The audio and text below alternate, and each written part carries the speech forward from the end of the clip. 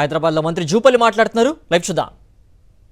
మన ఆలోచన ఎప్పుడు కూడా గ్రామాలు అభివృద్ధి చెందాలి, చదువులపైన దృష్టి ఉండాలి, ఆటపాటల మీద దృష్టి ఉండాలి, కళలపై దృష్టి ఉండాలి, ఉపాధి అవకాశం దృష్టి ఉండాలి. ఇటువంటి వ్యవహారాలు చేయకూడదని కూర్చొని అన్ని కంప్లీట్ రాజేసి ఒక్క సింగిల్ కేసు జరగలే, ఒక సింగిల్ 107 లేదు లాస్ట్ 23 ఇయర్స్లో. ఇటువంటి నా పైన బురద వెళ్తే నాకు అంటుకోదు బురద, ఆ బురద మీరే మైలపడతారు, ఆ మసక మీకే అంటుంది. ఎక్కడ ఏ సంఘటన జరిగినా ఓ హౌలా దొరికిండు, నేను ఆ మాట అనకూడదు కానీ ఇంకా నేను పేరు ప్రస్తావిస్తలేను. అని ఎవరైనా సమాచారం ఇచ్చినప్పుడు ఆ సమాచారం ఇచ్చిన వ్యక్తి యొక్క క్యారెక్టర్ని తెలుసుకోవాలా, అతని క్రెడెన్షియల్ని తెలుసుకోవాలా. మీరే స్వయంగా సాక్ష్యం కదా. 5 లక్షల రూపాయలకు 26 కోట్ల రూపాయలు ఎత్తుకున్నాడు అని ఏమంటారు? దొంగ అన్నారా, లంగ అన్నారా? ఫామ్ హౌస్లో మీకే దొరికింది కదా. అంటే ఎవరే చెప్తే డూడు బసం లెక్క గంగిరెద్దు లెక్క తలుపుతారా? నువ్వు పార్టీకి వర్కింగ్ ప్రెసిడెంట్వు, ఆయన ఒక రిటైర్డ్ ఐపీఎస్ ఆఫీసరు.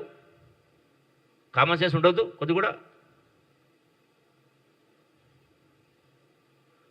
నేను బహిరంగంగా క్షమాపణ డిమాండ్ చేస్తా ఉన్నా, లేదంటే ఆ గ్రామానికి స్వయంగా పోండి మీరు మరోసారి.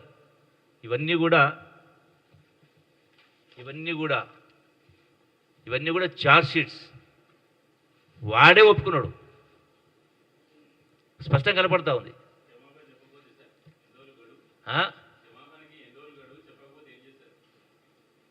చెప్పకపోతే ఏం చేస్తారనేది ప్రజలు ఈ ఎన్నికల్లో ఓ తీర్పు ఇస్తున్నారు. ఇంకోసారి ఇటువంటి జరిగినప్పుడు చేస్తే వాళ్ళు ఏదైతే మాట్లాడినరో 100% అంటే చట్టపరంగా ప్రజల పరంగా బహిరంగంగా ఏ శిక్ష పడుతుంది, పడేట్టు చేస్తాం.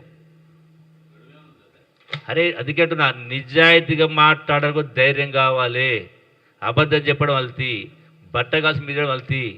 నా తప్పు ఉంటే నేను ఎవరికైనా సామాన్లు చెప్తా, ఏ ఇష్యూలో కానీ. నేను మీ లెక్క కాదు, మీరు వర్కింగ్ ప్రెసిడెంట్ కావచ్చు, ఎన్ఆర్ఐ కావచ్చు, నువ్వు ఐపీఎస్ ఆఫీసర్ కావచ్చు. నేను మీ అంత క్వాలిఫికేషన్ నాకు లేకపోవచ్చు. సంస్కారం ఉన్నోనికి అంటే ఇంకోసారి వీళ్ళ గురించి ఏది మాట స్పందించాల్సిన అవసరం ఉండదు.